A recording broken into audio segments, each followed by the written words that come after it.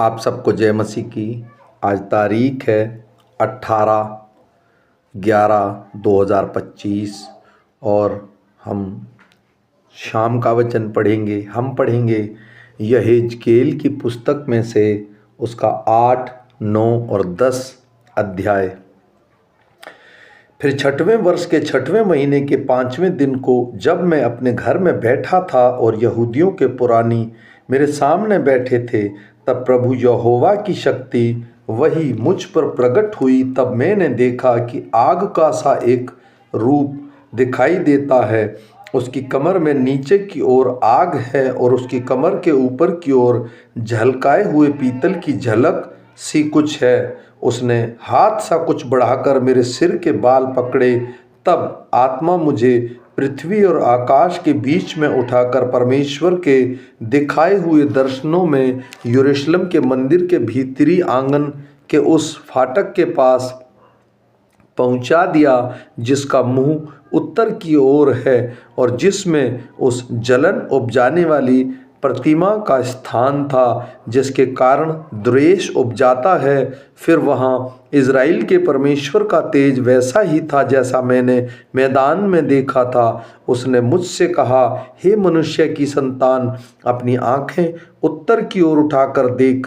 अंत मैंने अपनी आँखें उत्तर की ओर उठाकर देखा कि वेदी के फाटक के उत्तर की ओर उसके प्रवेश स्थान ही में वह डाहा उपजाने वाली प्रतिमा है।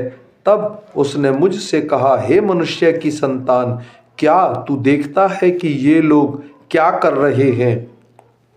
इज़राइल का घराना क्या ही बड़े घृणित काम यहाँ करता है, ताकि मैं अपने पवित्र स्थान से दूर हो जाऊं, परंतु तू उनसे भी अधिक घृणित काम देखेगा। तब वह मुझे आंगन के द्वार पर ले गया और मैंने देखा कि दीवार में एक छेद है। तब उसने मुझसे कहा, हे मनुष्य के संतान, दीवार को फोड़। इसलिए मैंने दीवार को फोड़कर क्या देखा कि एक द्वार है। उसने मुझसे कहा, भीतर जाकर देख कि ये लोग यहाँ कैसे कैसे और अति घृणित काम कर रहे हैं। अंत मैंने भीतर जाकर देखा कि चारों ओर की दीवारों पर जाति जाति के रेंगने वाले जंतुओं और घृणित पशुओं और इज़राइल के घराने की सब मूर्तों के चित्र खींचे हुए हैं। इज़राइल के घराने के पुरानियों में से 70 पुरुष, जिन के बीच में शापान का पुत्र यजन्याह भी है, वे उन चित्रों के सामने खड़े हैं और हर एक पुरुष अपने हाथ में धूपदान लिए हुए है और पुरुष के धुएं के बादल की सुगंध उठ रही है। तब उसने मुझसे कहा, हे मनुष्य की संतान, क्या तूने देखा है कि इज़राइल के घराने के पुरानी अपनी अपनी नक्काशी वाली कोठरियों के भीतर अर्थात अंधियारे में क्या कर रहे हैं? वे कहते हैं कि यहोवा हमको नहीं देखता, यहोवा ने देश को त्याग दिया है। फिर उसने मुझसे कहा, तू इनसे और भी अति घृणित काम देखेगा जो वे करते हैं। तब वह मुझे यहोवा के भवन के उस फाटक के पास ले गया जो उत्तर की ओर था, और वहाँ स्त्रियां बैठी हुई तमूज के लिए रो रही थी। तब उसने मुझसे कहा, हे मनुष्य की संतान, क्या तूने यह देखा है? फिर इनसे भी बड़े घृणित काम तू देखेगा। तब वह मुझे यहोवा के भवन के भीतरी आंगन में ले गया और वहाँ यहोवा के भवन के द्वार के पास ओसरे और वेदी के बीच कोई 25 पुरुष अपनी पीठ यहोवा के भवन की ओर और अपना मुख पूरब की ओर किए हुए थे, और वे पूरब दिशा की ओर सूर्य को दंडवत कर रहे थे।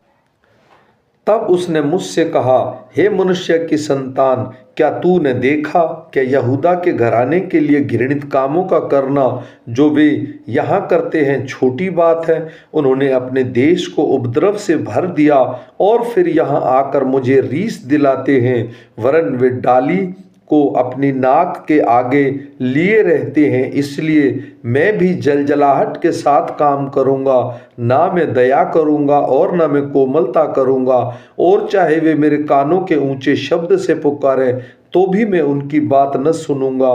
फिर उसने मेरे कानों में ऊंचे शब्द से पुकार कर कहा, नगर के अधिकारियों को अपने अपने हाथ में नाश करने का हथियार लिए हुए निकट लाओ। इस पर 6 पुरुष उत्तर की ओर से ऊपरी फाटक के मार्ग से अपने अपने हाथ में घात करने का हथियार लिए हुए आए, और उनके बीच सन का वस्त्र पहने हुए, कमर में लिखने की दवात बांधे हुए एक पुरुष था। और वे सब भवन के भीतर जाकर पीतल की वेदी के पास खड़े हुए। तब इज़राइल के परमेश्वर का तेज करूपों पर से और ऊपर वह रहा करता था भवन की देवड़ी पर आ गया था, और उसके सन के वस्त्र पहने हुए उस पुरुष को जो कमर में दवात बांधे हुए था पुकारा। और यहोवा ने उससे कहा, इस यरूशलेम नगर के भीतर इधर उधर जाकर जितने मनुष्य उन सब घृणित कामों के कारण जो उसमें किए जाते हैं सांस भरते हैं, दुख के मारे चिल्लाते हैं, उनके माथे पर चिन्ह लगा दे। तब उसने मेरे सुनते हुए दूसरों से कहा, नगर में उनके पीछे पीछे चलकर मारते जाओ, किसी पर दया न करना और न कोमलता के काम करना। बूढ़े, युवा, कुंवारी, बाल बच्चे, स्त्रियां सबको मारकर नष्ट करो, परंतु जिस किसी मनुष्य के माथे पर वह चिन्ह हो उसके निकट न जाना। मेरे पवित्र स्थान ही से आरंभ करो। अंत उन्होंने उन पुरानियों से आरंभ किया जो भवन के सामने थे। फिर उसने उनसे कहा, भवन को अशुद्ध करो और आंगनों को शवों से भर दो, चलो बाहर निकलो। तब वे निकलकर नगर में मारने लगे। जब वे मारे हुए थे और मैं अकेला रह गया, तब मैं मुंह के बल गिरा और चिल्लाकर कहा, हाय प्रभु यहोवा, क्या तू अपनी जलजलाहट यरूशलेम पर भड़काकर इज़राइल के सब बचे हुओं को भी नष्ट करेगा? तब उसने मुझसे कहा, इज़राइल और यहूदा के घराने का अधर्म अत्यंत ही अधिक है, यहाँ तक कि देश हत्या से और नगर अन्याय से भर गया है, क्योंकि वे कहते हैं, यहोवा ने पृथ्वी को त्याग दिया और यहोवा कुछ नहीं देखता। इसलिए उन पर दया न होगी, ना मैं कोमलता करूँगा, वरन उनकी चाल उन्हीं के सिर पर लौटा दूंगा।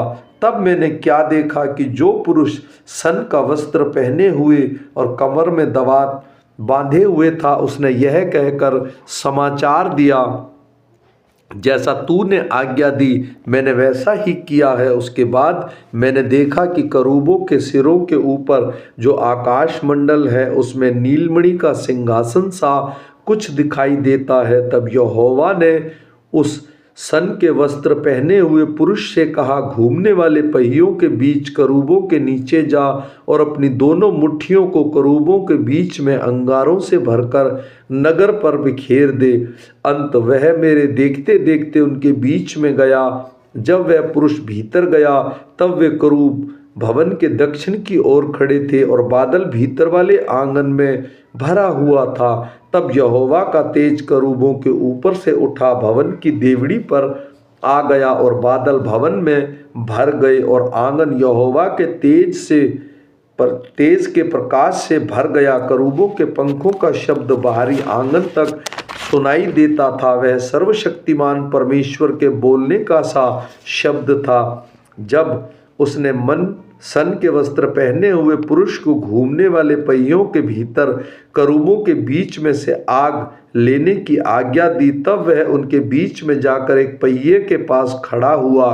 तब करूबों के बीच में से एक करूब ने अपना हाथ बढ़ाकर उस आग में से जो करूबों के बीच में थी कुछ उठाकर सन के वस्त्र पहने हुए पुरुष की मुट्ठी में दे दी और वह उसे लेकर बाहर चला गया। करूबों के पंखों के नीचे तो मनुष्य का हाथ सा कुछ दिखाई देता था।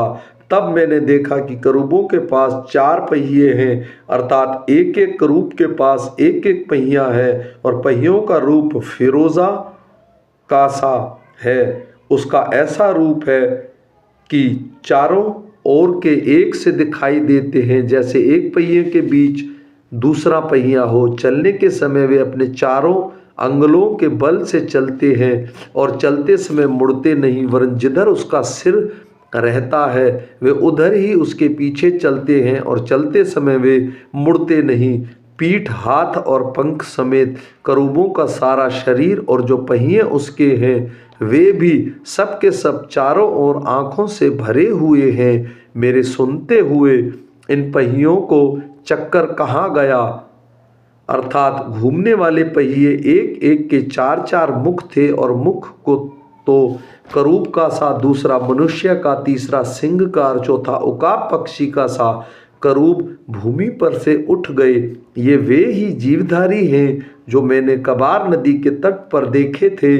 जब जब वे करूब चलते थे तब तब वे उनके पास चलते थे, और जब जब करूब पृथ्वी पर से उठने के लिए अपने पंख उठाते तब तब पहिए उनके पास से नहीं मुड़ते थे। जब वे खड़े होते तब वे भी खड़े होते थे, और जब वे उठते तब वे भी उनके संग उठते थे, क्योंकि जीवधारी की आत्मा उनमें रहती थी। यहोवा का तेज भवन की देवड़ी पर से उठकर करूबों के ऊपर ठहर गया। तब करूब अपने पंख उठाकर मेरे देखते देखते पृथ्वी पर से उठकर निकल गए, और पहिए भी उसके संग संग गए, और वे सब यहोवा के भवन के पूर्वी फाटक में खड़े हो गए, और इज़राइल के परमेश्वर का तेज उनके ऊपर ठहरा रहा। ये वे ही जीवधारी हैं जो मैंने कबार नदी के तट पर इज़राइल के परमेश्वर के नीचे देखे थे, और मैंने जान लिया कि वे भी करूब हैं। हर एक के चार मुख और चार पंख, और पंखों के नीचे मनुष्य के हाथ सा भी कुछ भी था। उनके मुख का रूप वही जो मैंने कबार नदी के तट पर देखा था। उनके मुख ही क्या, वरन उनकी सारी देह भी वैसी ही थी। वे सीधे अपने अपने ही चलते थे। आमीन।